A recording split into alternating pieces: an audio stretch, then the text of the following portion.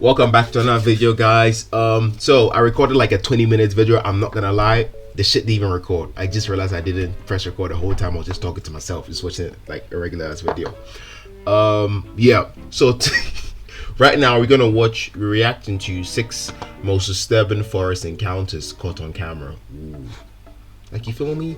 I feel like the forest is a beautiful place during the daytime, but for what fucking reason do you have to go there? Like, bro, like it is pretty, don't get me wrong, to hike and shit, but bro, for what? You hike for like what, 2 hours and you're gone home? Like, for what reason would you waste 2 hours of your time in the woods? Like, you could meet some crazy shit and you could. Well, niggas don't really learn. Have you not watched those scary movies? Have you not watched The Ritual? Shit happened because niggas want to go hike in the woods. Like some dumbass reason that niggas were like, oh, because our friend died, let's go hike in the woods. We would have a good time and we would enjoy nature. Fuck the nature, bro. In January 2015, a group of New Zealand film students were recording outside their school at Auckland's Parnell railway station. The footage you're seeing now was recorded by a student named Chris Muir.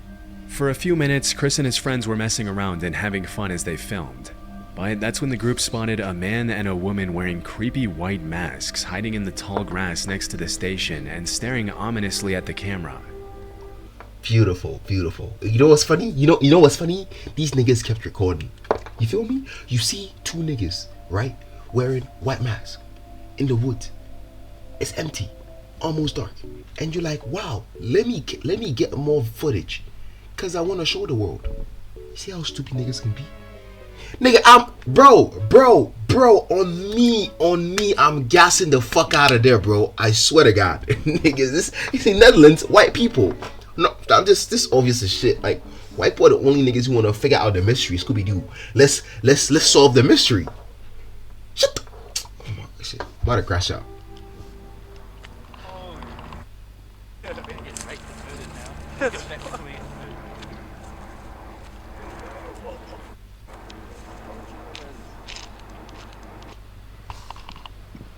How the fuck did he get there? As it was later revealed, Chris and his buddies first thought that the masked people were probably pranksters from the school trying to creep them out, which is why they can be heard laughing throughout the footage. However, the students later confessed that it was more so nervous laughter and that they were actually pretty terrified during the encounter. Disturbingly, looking at the footage, they noticed that the couple appeared to be armed. In some of the clips, it looks like one of them is holding a pistol.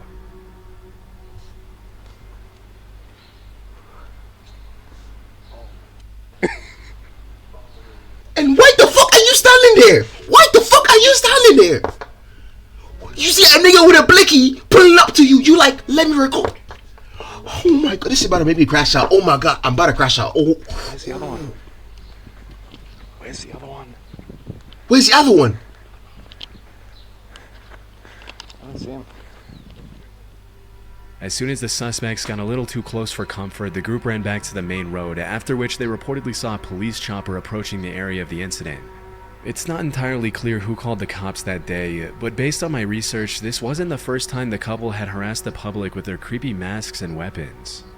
Earlier that week, they had terrorized a woman at Auckland's Domain Park, but left before the police were able to arrest them. When the cops arrived at the train station, Chris and his friends gave them the report, after which the Auckland Police Department uploaded a Facebook post where they urged the suspects to come forward and warned civilians to stay far away from the masked couple if they saw them. They also cautioned that if they saw someone carrying what appeared to be a weapon, they had no way of knowing if the weapon was real or fake and would be forced to approach the situation as if it were real. Shortly after that, the suspects reportedly came forward to talk to the cops. Throughout the investigation, the authorities didn't release a whole lot of information to the public about who these people were, whether their weapons were real, or what their intentions were. But one thing we know for sure is that this wasn't just an innocent prank. In fact, when a lot of people on— You see the nigga clocking up the blicky. He's clocking that shit up and you're still standing there. Bro, look at this. The nigga was clocking shit up. Is that this wasn't just an innocent prank. The nigga just clock up the blicky and you standing there? In fact, when a lot of people online started accusing the students of staging a prank just to get attention, a spokesperson from the school came forward to clarify that the masked suspects had nothing to do with the institute. According to an article from Vice, a police spokesperson later confirmed that the weapons were fake. But I wasn't able to find any official confirmation of this, and to this day, not a lot of people know who the suspects were or why they were terrorizing the public for no reason. Whatever the Getting case, goosebumps. it's a good thing Chris and his friends were able to get away before things took a turn for the worse. Near the base of Mount Fuji in Japan lies a forest that's known among the locals as Interestingly, the entire forest grew out of a 30 square kilometer patch of hardened lava that was laid down by the last major eruption of Mount Fuji. A little more disturbingly though, over the years the Sea of Trees has become known as a place where people go to take their own lives. And if you venture far enough into the forest, it's not uncommon at all to find a body. Near the entrance of the forest, a sign written in Japanese reads, "Quietly think once more about your parents, siblings, and children. Please don't suffer alone, and first reach out." In July 2017, urban explorer and YouTuber Burbex ventured into the forest to see what he'd find, walking his viewers through his entire journey into the Sea of Trees. Wait, wasn't this the Sea of... The place where Logan Paul went and did our video? He was like mocking Japanese people, some shit like that. I remember he did a video in here, right? I think. But even though the video starts out tame enough, just a few minutes into his exploration, the uploader comes across an abandoned bike, and that's when things get a little disturbing. I'm only a few meters away from the road right now, but I've already found an abandoned bike. No, that's a real nice bike. I'll take that. I think I don't really need it anymore. He's gone. He's going. Like, I'll take the bike. It's actually a pretty nice bike. That's what I'm saying. Like, oh, I'll take the bike. Oh, it's loose. I don't think it's been here a long time. What do we got in here? And A knife? packet for a knife. I think I've just found some kind of note in a bag. It says 1211. I can't quite make out. I think this is somebody's name just here, and I'm not sure what this means. On top of the bike, Burbex finds an empty piece of packaging for a kitchen knife, and a few minutes later he comes across a note written on a plastic bag. The note translates to 1211 verified, Fuji Yoshida Police Station verified, meaning it's likely evidence of someone who abandoned their stuff to take their own life in the forest, confirmed by the local police station. It's incredibly haunting to think how many lives have been lost in that forest over the years, and even more disturbing to think that any random passerby could easily find the body while exploring the terrain. Over the years, the Japanese government has implemented several measures, such as placing security cameras near the entrance to track those who walk inside, as well as training volunteers to talk to the visitors who are thinking of taking their lives. Still, this hasn't stopped people from following through with it, and the fact that the media has really played a big part in sensationalizing the forest in recent years hasn't helped either. In early 2023, a man named David Meredith was taking his usual evening stroll through his neighborhood in Red Deer, Canada, when he Pause. suddenly saw a bull moose eating next to a tree. Hoping to catch a better glimpse, he hid behind the tree to watch. And that's when the moose turned around and started charging at him. To understand how incredibly dangerous this is, keep in mind that an adult male moose can run faster than 35 miles per hour, which is almost twice as fast as the max speed for the average human male. Even though moose aren't generally aggressive, they can easily trample and kill a human if they feel threatened, which is probably what happened here. Fearing for his life, David hoisted himself up the tree next to him to avoid getting stabbed by the moose's antlers. Ain't no way the moose stay there. Nah, niggas, I'm a hater. I'm gonna stay here till you get down here. It's like, nobody going nowhere. You gonna die by... Yo, this nigga funny as shit. Man, you up a tree.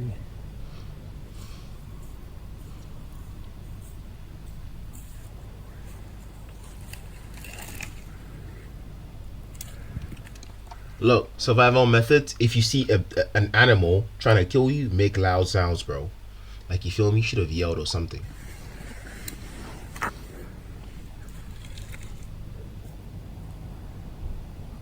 As soon as he was out of the moose's reach, he started recording. For about 30 seconds, the moose just stares at David, and you can hear the uploader's nervous breathing as he waits for the moose to leave. But shortly after, the moose starts charging back and forth with its head down, which is a clear sign that it's stressed and would probably trample David if he were to come down or fall from the tree.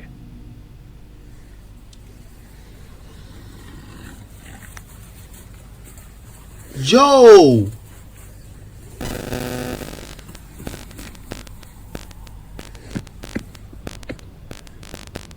Based on what he mentioned to the news station that interviewed him a couple of days later, David stayed in the tree for over 10 minutes waiting for the moose to leave him alone. When asked how he climbed up the tree, he demonstrated how he pulled himself up by a flimsy-looking branch, which is honestly one of the most concerning parts of this whole situation. Imagine the shit broke. My nigga would have been dead by now. That branch breaks, and David would have been at the mercy of a very angry moose and might not have lived to tell the tale. Luckily, after seeing that David wasn't coming down, the moose finally gave up and ran off, thanks to which the uploader was able to come down safely after waiting it out for around an extra half hour. In February 2018, a man named Greg Harris uploaded a GoPro video of himself riding his ATV on an unnamed trail. For the first few seconds, the footage shows pretty much exactly what you'd expect from this kind of upload. But in the blink of an eye, something extremely disturbing interrupts Greg's ATV ride.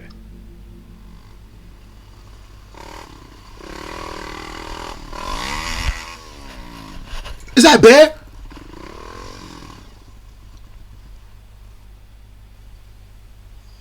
Oh. I thought I saw some.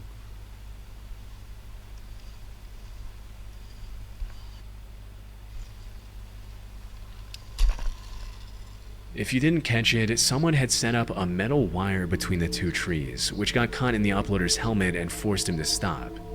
It's pretty disturbing to think that if Greg hadn't been so lucky, he could have been decapitated by the wire. Fortunately, as mentioned in the video description, his speed, along with the wire hitting his helmet instead of his neck, caused it to break as he passed through it. It might seem shocking that anyone would even think of doing something as incredibly evil as setting up a lethal booby trap in the middle of an ATV trail. But sadly, it's actually pretty common in the dirt bike and ATV community. Sometimes these wires are set up by people trying to keep bikers off their property. Others are set up by psychos who get irritated by the noise and decide to use violence to fix the issue. And the rest are set up by people who are just messed up in the head and want to bring harm to others for no reason. In this case, it's impossible to tell who is responsible for setting up the trap. This is just one of those videos where if the wire was set up just slightly lower, the accident could have easily been fatal. Oh my Luckily, God. he was able to walk away with minimal injuries, and he used his video as a way to warn others to watch out for these kinds of traps, especially when riding through trees. Back in the summer of 2014, a man named Chris was biking in the mountains near Fernie, British Columbia, when he suddenly noticed what appeared to be an animal approaching him in the tall grass. Immediately, he realized it was a mountain lion, and that's when he started recording. I don't know if you can see it, but there's a mountain lion. Where? He's crouching in the grass. Where? Oh, is that? He's actually coming towards me. Oh, I think I see. It's over there. At first, it's kind of hard to see where exactly the animal is, but as Chris walks towards the trail, you can see it emerging from the grass coming closer. That is a mountain lion. Oh my And he's goodness. stalking me. Even though mountain lion sightings are rare, they have been known to attack people in certain situations. And let's just say, if you see one stalking you in the tall grass, slowly approaching as it stares you down, you can be pretty certain that you're in danger. About 2 minutes into the footage, the lion starts walking a little faster, and Chris does the one thing you never do with a mountain lion by turning his back and starting to run. Nah.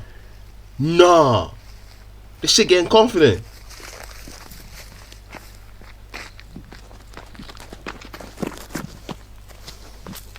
Oh my. Hey, Mr. Mountain. Yo, listen. What would you do in this situation? I don't even know, bro. Like real shit. I don't even think I'm gonna. You know, just make some sound, yell, scream. You know, throw some stones. It'd probably just get angry and probably attack you. You aggro on it. It'd probably get angry. Yeah. Mountain lion. How are you doing? Nice to see you. Nice to see you. I am much bigger than you. Over the next couple of minutes, Chris tries to get the animal to go away, but it only walks around him and continues to stalk him, staring him down in the tall grass near the entrance to the woods. A couple of minutes later, the uploader manages to take a few steps toward the main trail back to his car. And it was But still he doesn't following- get too far before the mountain lion cuts him off again. Stay back.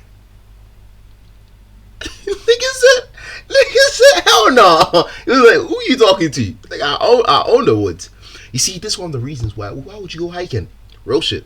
Why would you go hiking? That you could get attacked by a mountain lion, fucking sickos with knives and guns, bro.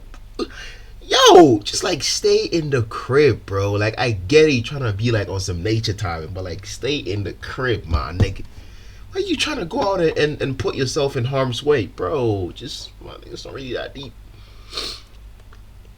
Stay there. Nigga said nah.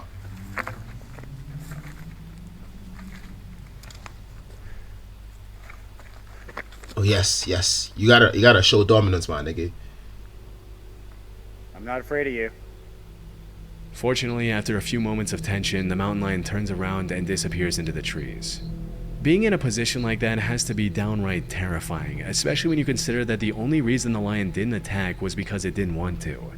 And had it felt more threatened, It didn't want to, so you mean it could have attacked? So you telling me the mountain lion wasn't scared the whole time? It just didn't want to attack. Oh my goodness. Imagine nigga said, nah, today you're dying. And nigga said, yeah, I'm trying to kill you right now. That's crazy. easily could have done some serious damage. Thankfully, it was just a close call and Chris was able to walk away from the terrifying encounter unharmed. In March 2019, a 5-year-old girl from Fairlawn, New Jersey was playing with her friends near a creek in a wooded area behind their home right off Route 208. This was an area the family knew very well, as they'd been living there for 13 years, and the girl's father, Dave Kuroda, and his wife felt completely safe letting their kid play in the woods behind their house. But at some point during that particular afternoon, the girl came across a pile of clothing in the woods, after which she immediately ran back to tell her dad what she had found. Strangely, the clothes appeared to have been cut off a person's body, and there were suspicious red stains all over the tattered, shredded outfit. After confirming the bundle consisted only of women's clothing, Dave called the Bergen County Sheriff's Office and reported the incident, feeling like it was just too out of the ordinary for a random pile of cut-up clothes to appear near the entrance of the woods so close to his home. Even though this was the first time their daughter saw the clothes, it appeared they had been in the woods for several months, which explains some of the excessive wear and tear, but not the suspicious cuts and stains all over the outfit. Immediately, Fairlawn police started asking the public if they could identify the clothes, hoping that it was just a prank rather than something more sinister.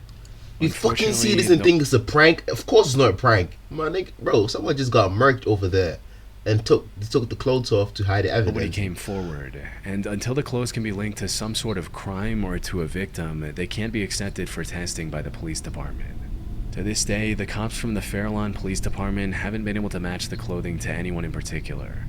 And at this point, all we can do is hope that whoever those clothes belonged to did not come to the harrowing fate that the dark reddish stains imply. Yo, my nigga. Oh my goodness. Oh my goodness.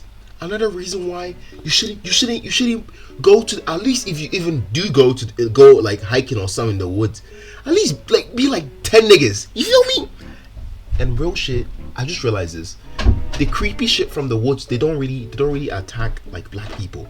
You feel me? It's kind of like if there was like a shit like maybe a mountain lion, some killers, some creatures, some buck, my nigga wouldn't really attack a nigga.